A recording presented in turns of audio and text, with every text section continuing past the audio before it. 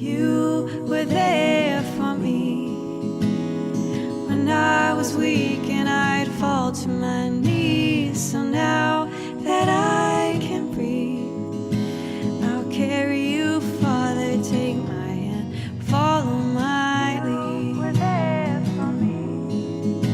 Take my hand, follow my lead. Now that I can breathe.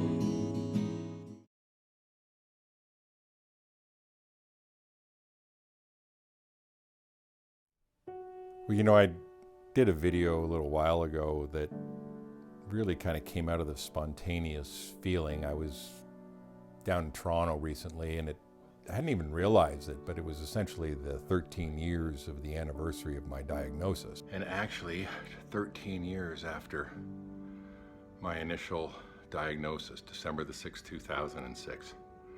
If you can believe it, just talking about it right now, it's making my heart race. It's like a birthday, I suppose, in a way, or a tragic event, good or bad. You know, these big things we remember. And so I did that, and I really felt like it was something I wanted to say, and so I did another one. And of course, Lynn is so incredible, like her work and her blog, and she's just a giver. And so Lynn posted this onto her social media, and the feedback was like unbelievable. And it's been this way actually for a very long time. I mean, Lynn's been talking about what it's like to be a caregiver and talking about cancer in our lives. Lynn lost her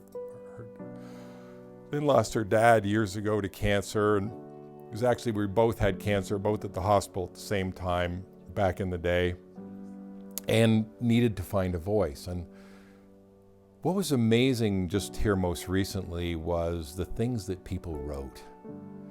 And you know, I started to go through Lynn's feed and just kind of scrolling along and reading each one, and then I stopped and I went back to the first one and I read it through a lens of my heart, not my head. And all of a sudden it was honestly like I was being lifted up. Like I started to think about it later. To me, it's like they bundled up this positive energy and they sent it our way. Because that's time, like that's real. It's a real person and a real thing. It's not just some like social media comment. And all of a sudden I started to just wash this love and this energy that was coming my way, and I really just tried to channel it and to be so grateful for it, and to not only take it in but to put it back out. That's why I'm sitting here today. It's because I feel like I want to try to do more of this for my own learning, for my own expression. But I've had people who say, you know, I'm about to go into a cancer treatment and this really lightened me. There's literally hundreds and hundreds, and I would actually say thousands of things that people have written to us about how talking about this is real. You're not alone. And if somehow a suggestion or an idea or just the positive comment, compliment, anything that is helpful to you, can uplift you, that's magic. And that's where there's a universal energy that if we can all lift each other up, we can create the world that we want. And how does it start? It starts with us. It starts with one person, with one idea. I've always believed that I can survive, and I also believe that we can survive. And I don't mean it in the sense of people don't die.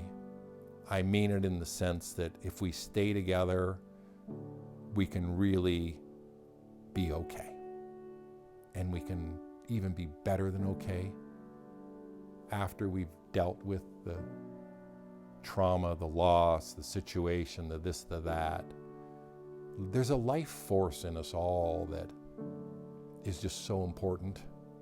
And so anything that I'd be able to do that might even be a snippet of an aid, an idea, a consideration, a thought that might make a difference for somebody else, to me, that is worth everything to put my shit on the table, my ego aside, and just share and hope that others will share as well. As we move along this windy road, together we'll navigate life as we go.